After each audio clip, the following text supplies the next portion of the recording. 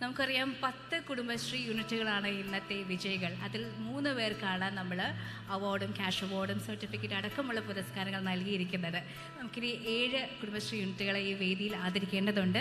നമ്മുടെ ബഹുമാനപ്പെട്ട മന്ത്രി, സംസ്ഥാന ഭക്ഷ്യവകുപ്പ് പൊതുവിതരണ വകുപ്പ് മന്ത്രി ശ്രീ GR അനിൽ സാറുടെ സാന്നിധ്യം നമ്മോടൊപ്പമുണ്ട്. അപ്പോൾ അദ്ദേഹത്തെ നമുക്കിനി ആദരവോടെ ഹർഷാരവങ്ങളോടെ വേദിയിലേക്ക് ക്ഷണിക്കാം. Please sir. നിറക്കൈകൾ നൽകിക്കൊണ്ട് നമുക്ക് ബഹുമാനപ്പെട്ട സംസ്ഥാന ഭക്ഷ്യ പൊതുവിതരണ വകുപ്പ് മന്ത്രി ശ്രീ GR അനിൽ സാറിനെ വേദിയിലേക്ക് ക്ഷണിക്കാം. ഒപ്പം കേരള വിഷൻ്റെ മാനേജിംഗ് ഡയറക്ടറായ ശ്രീ പ്രജീഷ് അച്ചാണ്ടി സാറിനെ വിളിക്കുന്നു. ഒപ്പം കേരള വിഷൻ ചാനൽസിൻ്റെ ചെയർമാൻ ശ്രീ സിബി PS സാറിനെയും വേദിയിലേക്ക് സ്വാഗതം ചെയ്യുകയാണ്.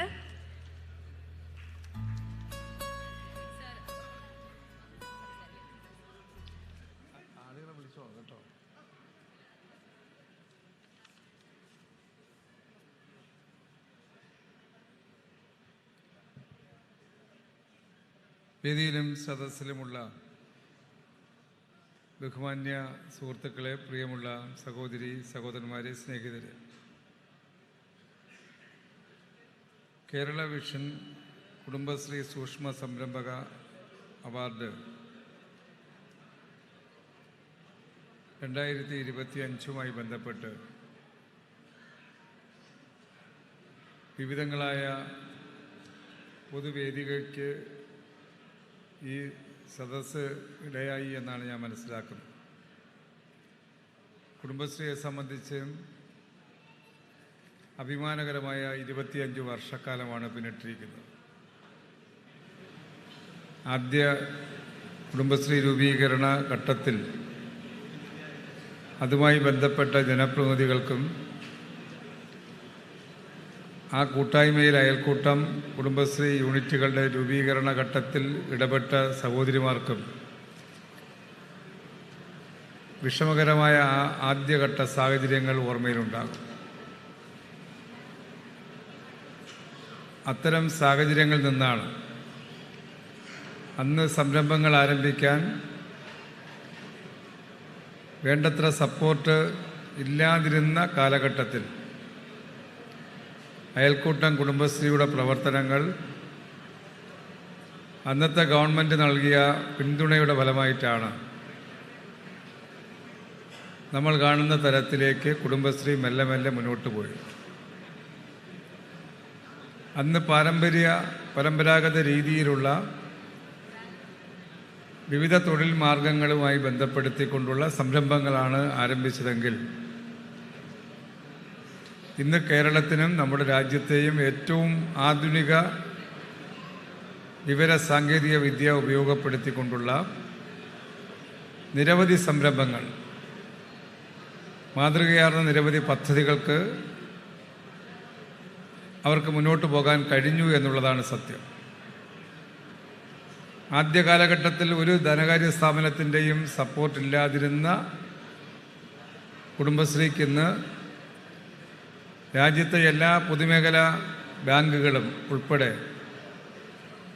അവരുടെ വാതിലുകൾ തുറന്നിടുക മാത്രമല്ല, കുടുംബശ്രീ പ്രസ്ഥാനങ്ങളുടെ മുന്നിൽ അത്തരം ബാങ്കുകളുടെ മാനേജർമാർ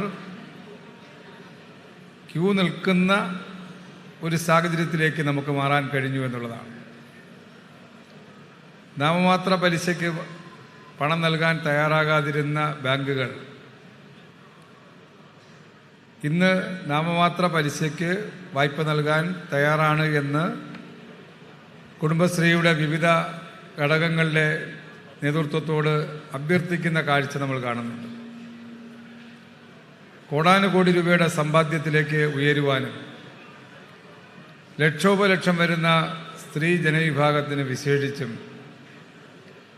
വിവിധങ്ങളായ തൊഴിൽ സംരംഭങ്ങളിലൂടെ അവർക്ക് സ്വന്തം കാലിൽ നിൽക്കുവാനും വരുമാന മാർഗത്തിലേക്ക് മാറാനും സ്ത്രീ ശാക്തീകരണ പ്രവർത്തനങ്ങൾ രാജ്യത്തിനും ലോകത്തിനും മാതൃകയാവുന്ന തരത്തിലേക്ക് വളർത്തിയെടുക്കുവാനും കുടുംബശ്രീ പ്രസ്ഥാനത്തിന് കഴിഞ്ഞു എന്നുള്ളതാണ്. ഞാനൊരു ദീർഘമായ വർത്തമാനത്തിലേക്കൊന്നും കടക്കുന്നില്ല. അത്തരമൊരു വലിയ പ്രസ്ഥാനത്തെ കഴിഞ്ഞ 25 വർഷക്കാലത്തെ അവരുടെ പ്രവർത്തനങ്ങൾ സമൂഹത്തിൻ്റെ എല്ലാ മേഖലകളിലും പല വിധത്തിലുള്ള ഇടപെടലുകളുമായി ബന്ധപ്പെട്ട് മുന്നോട്ട് പോകുന്ന സ്ത്രീ ശാക്തീകരണ പ്രസ്ഥാനത്തെ, അതിൻ്റെ പ്രവർത്തനങ്ങളെ അനുമോദിക്കാൻ ഈ അവസരം തയ്യാറാക്കിയ, ഈ അവസരത്തിലേക്ക് എത്തിയ സംഘാടകരെ, കേരള വിഷനെയാണെങ്കിലും അതുമായി ബന്ധപ്പെട്ടുള്ള മറ്റ് സംരംഭകരാണെങ്കിലും അവരുടെ എല്ലാം അത്തരം ഒരു തീരുമാനത്തെ, അവരുടെ മുന്നോട്ടുള്ള ആ ഇടപെടലിനെ ഞാൻ വളരെ സന്തോഷത്തോടു കൂടി അഭിനന്ദിക്കുകയാണ്. ഇന്നിവിടെ 10ഓളം കുടുംബശ്രീ യൂണിറ്റുകൾക്ക് ഈ അവസരത്തിൽ അനുമോദനവും അവരെ പ്രോത്സാഹിപ്പിക്കുന്ന, അവർക്ക് അവാർഡ് നൽകുന്ന ചടങ്ങും സംഘടിപ്പിച്ചിരിക്കുന്നുവെന്നാണ് അറിയാൻ കഴിഞ്ഞത്. എന്തായാലും അത്തരത്തിൽ മികവ് പുലർത്തിയ കുടുംബശ്രീ ഭാരവാഹികളെ, നമ്മുടെ ജില്ലയിലെ വിവിധ പഞ്ചായത്തുകളിലെ കുടുംബശ്രീ യൂണിറ്റുകളെ വളരെ ആ സഹോദരിമാരെ ഞാൻ അഭിനന്ദിക്കാനും ആശംസിക്കാനും ഈ അവസരം വിനിയോഗിക്കുകയാണ്. പഞ്ചായത്ത് പ്രസിഡന്റുമാർ ഉൾപ്പെടെ എൻ്റെ മുന്നിൽ ഇരിപ്പുണ്ട്. ജനപ്രതിനിധികളായ നിരവധി സുഹൃത്തുക്കൾ വേദിയിലും സദസ്സിലും കാണാൻ കഴിയുന്നുണ്ട്.